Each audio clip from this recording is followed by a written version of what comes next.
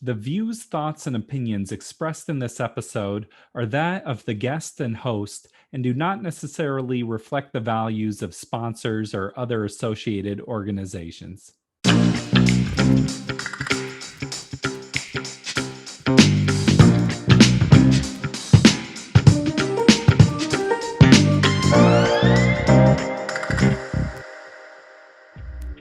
Welcome to the Parental Compass presented by Family Education and Support Services. I'm your host, Bobby Williams. As always, please subscribe to the show. We drop a new episode every week. We hope you want to hear them. This is a special episode to me today. Outside of podcasting, I am a rapper and performer, and that's been a huge passion of mine since I was a child. I also lead a nonprofit organization called the Bridge Music Project, where we encourage youth in their passion for music. Today, I am speaking with a kindred spirit, Parfait Bassale. Parfait is an incredible musician and rapper, singer. He's also a music and diversity educator. While we're sharing a little bit about our stories, what we're really talking about is youth having their spark. And what a spark is that is something that a youth is passionate about, that they want to use their time and energy on, and it's something that can transform their entire life. Let's talk about it. And that was also a big part where music just played a critical role in keeping me sane, right? So my dad used to work for an overseas company. So every so many years we moved from one place to another. So through those transitions, right, like, as a kid, I'm just totally, lost at sea. Like, I'm in a new environment. I have to make new friends. I have to figure out how to engage. And so the safe thing for me, the comfortable thing for me was to write rhymes, and write poetry, in order to process what I'm feeling, right? Yeah. And so that's really where it started to become more than a fun thing, but it became a needed thing, like almost a existential thing, to help me cope with what was happening in my world. Yeah. For me, I had kind of a similar experience, or I felt like when I was younger, I was kind of mildly depressed, like nothing awful was happening to me. I was just kind of a down Yeah. kid, but I just got very into I was like a Will Smith fan. Oh, yes. Will Smith had like a moment like 97, 98, Oh, yeah. and so I just started writing raps. And then from the first time doing it, that was the one thing I was real plugged into. I'm like, this is awesome. Yeah. Yeah, it's funny that you brought Will Smith. I always wondered why didn't he release more albums? That window of fame that he had with the music part was so huge. He has some crazy hits. Yeah, I was too busy acting and making me there, But for me, it always played in, or what it gave me was like a sense of identity of like, Yep. this is sort of a way to feel cool about myself, or this is sort of like what I'm about. And so Yeah. it definitely like helped me in that way. It's interesting for me. So that piece of this is who I am, there was like a progression, right? So first it was like I was describing earlier, the music was a way for me to cope, right? And make sense of what was happening, right? And then gradually it became, okay, yeah, this is what I do. This is me. That's how I show up in the world. That's how that's a big part of who Parfait is. So to know Parfait is to know he's a rap artist, like he writes, and he sings. And so yeah, it's so interesting how gradually it moved from a necessity to to just part of who I am, right? And some people might argue that it was just there about who I was, and it just took the circumstances around me to spark that, ignite that into expression. Yeah. I just think that's why it's so important for young people, though, is it can like build that sense of identity. And because you can build a sense of identity over a lot of things. Like you can think like, okay, I'm a kid that's always in trouble, or I'm a kid that smokes a lot of pot, or whatever, you know. And so it's like with the bridge, I think that's a big part of it, is like you don't have to be that. You can be an Uh, artist. Absolutely. I always remember, I mean, again, it's not a judgment statement, but a lot of, some of my peers, right, who didn't have something artistic like music to focus on, right? They were busy doing other things that got them into trouble, right? Um and then later on it just was a lot of work to try to get back on track. Whereas I like to tell people that allowed me, the music track has allowed me to stay out of trouble. As because it was not only a cool fun way of being and showing up in the community, and people knew me as that, Parfait, oh, he's the artist, he's the he's the rapper, that's his thing, right? But at the same time, like, I spent countless of hours actually doing something creative that allowed me to have a better sense of who I was, like who I am, because what I was thinking about a few days ago, was like the whole time when I was writing lyrics, or even when I still do it, but especially as a kid, I was writing lyrics. A lot of things I was writing were things about things that mattered to me, right? Mhm. So I was stating on paper and on music and melodies that my own values, and how I felt like either they were violated or the world wasn't aligning with those values. And so it was giving me a stronger sense of who I was, what I stood for, and what I wanted to see in the world. And that was so powerful. Yeah, it's like, what do you have to say to the world? Mm-hmm.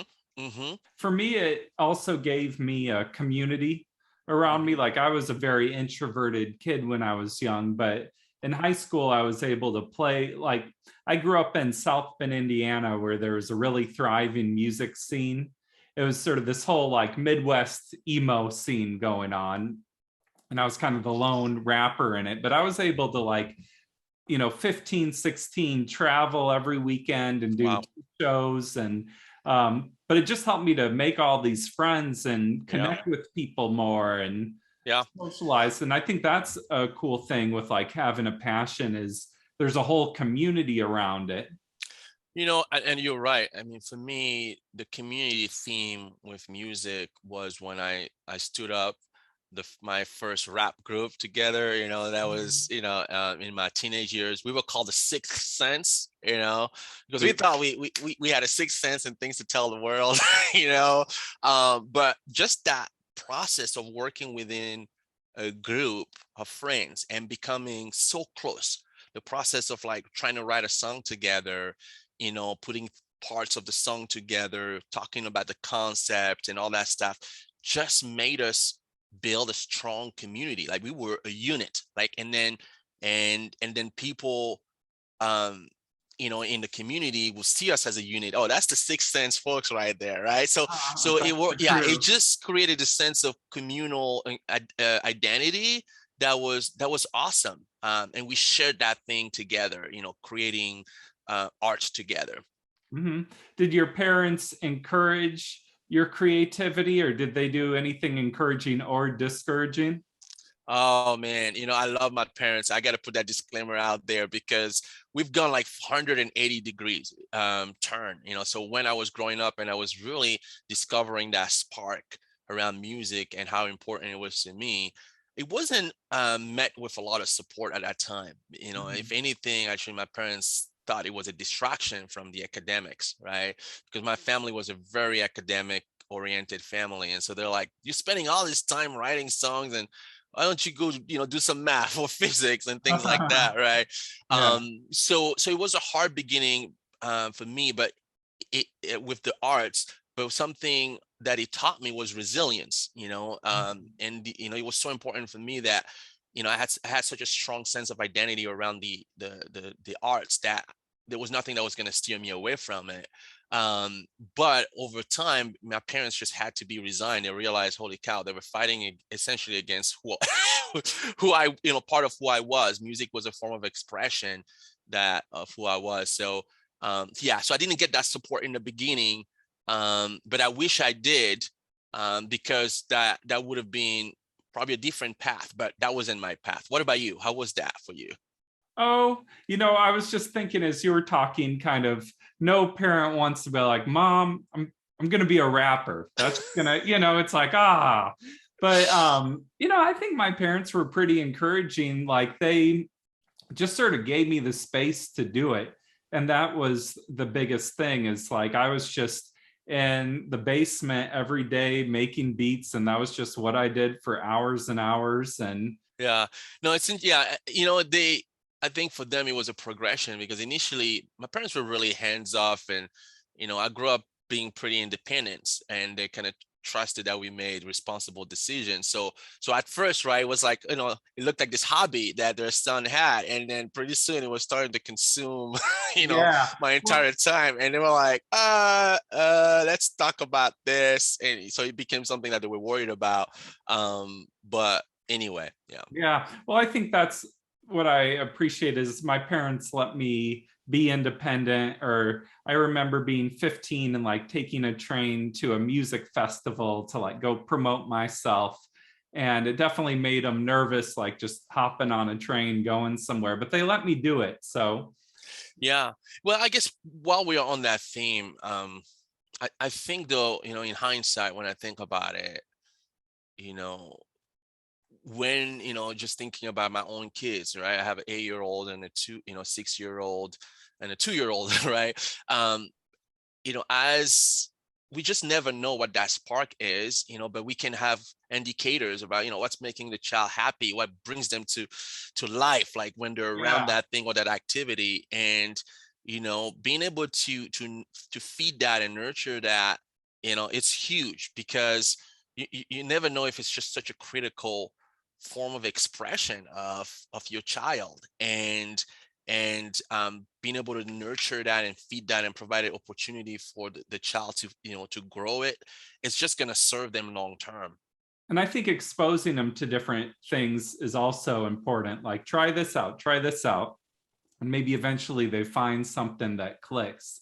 True, yeah, because there are some folks, it's like it's easy, like you get exposed to something, or even just on their own, and like, this is what I'm into. This is what I like. But there's other folks, it's a process of exposure and also development, right? Like as they grow, Mhm. then one thing maybe they didn't like, eventually now they're like, oh wow, I like that. So I had a mentor of mine who always said that the first no doesn't necessarily mean a definitive no, right? It's you exposed to this, and then you're exposed to, like you said, to something else, and then you revisit certain things over time, because interests can evolve. But definitely looking for those things that create an excitement and interest in the child, because then it provides an outlet that you don't have to force them to do it. They kind of gravitate around it, and I call it good trouble. Uh-huh. Totally. Well, and I feel like I learned so much from doing the music, like even outside of the music itself. Like it taught me how to be entrepreneurial, like I would Mhm. print up shirts and sell them. Coordinating, like trying to coordinate shows and get to shows, like promoting. And also just sort of like personal things, like working hard on something. And um, Yeah. it's like it's beyond just music. I'm sure you learned other things through music too. Oh, I mean, you nailed it. I think there's been, I mean, and while the learning was happening, I didn't necessarily put a finger on this was additional skills that I was gaining. But when you zoom out and you look back, you're like, holy cow, I've learned how to do marketing. I've learned how to do project management. I've learned how to do goal setting, right? I've learned how to communicate effectively, right? I've Yeah. learned how to run a campaign. I mean, and the list goes on, from the steps, just the simple steps of how do I put a song together, right? So like project management right there, one-on-one. Mhm. I got to find a theme, and then I got to find the lyrics, and then the music around it, and then record it. Or I want to, put together a concert, right? Or I want to collaborate with another artist. So project management, those skills around managing a project from start to finish, an idea to execution, I've learned a lot of that through the musical process. And then working, I was talking about this earlier, like working in a band setting, right? And working with people with different personalities and different interests. Yeah. Like, so Mhm. like communication, interpersonal communication and conflict, managing and engaging conflict, like a lot of that, happen as a result of the musical process. And then, in terms of more like personal skills, I touched on it earlier, but I would say resilience, like, Mm. working through hardship, Yeah. you practice hard on a song or the set, and then you show up that day off and, you freeze, or you don't deliver it the way you wanted to, and how to overcome that during the set itself, right? And beyond, so that you can kind of muster the courage to come back another time and perform again. Like that's been time and time and time again. I've had opportunity to hone on that skill of, you trip, but you get back up and you do it again. Yeah, I definitely had times where I was really disappointed along the way. Or I remember being 13 and being like very amped on my rapping. And then there's this talent contest, and it's like people were feeling me, but I didn't win. And it's like, Oh yeah. no. And I was like super disappointed. Or I did a lot of MC battles, and that was like really head to head competition where you got to be pretty thick skinned for that. Oh yeah, I bet. One of my earliest down moments with the music was our very first public concert with my rap group back in the days on the Sixth Sense.